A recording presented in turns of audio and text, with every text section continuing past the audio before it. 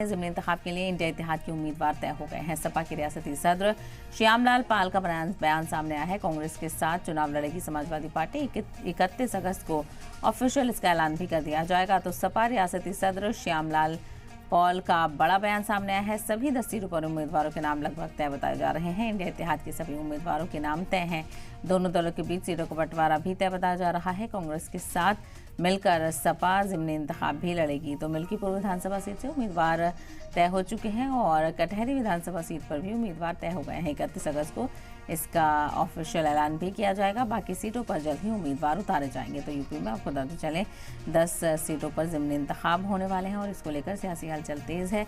अलग अलग पार्टी की तरफ से, एक तरफ बीजेपी और दूसरी तरफ समाजवादी पार्टी की तरफ से तैयारियां तेज़ हैं। तो वहीं समाजवादी पार्टी और कांग्रेस इत्तेहाद के साथ ही इन चुनावों में भी अपनी किस्मत आजमाती हुई नजर आएगी। तो जिस तरह से लोकसभा चुनाव में राहुल और अखिलेश की जोड़ी को पसंद किया गया, क्या ज़िमनी इंतखाब में भी इसी तरह का जादू देखने को मिलेगा? इस पर नज़र बनी रहेगी, क्योंकि सभी पार्टी की तरफ से तैयारियां तेज़ हैं। उम्मीदवारों के नामों पर गौर खौस किया जा रहा है और बताया जा रहा है कि समाजवादी पार्टी की तरफ से भी उम्मीदवारों के नाम लगभग तय हैं। बस एक ऑफिशियल अनाउंसमेंट ही बाकी है।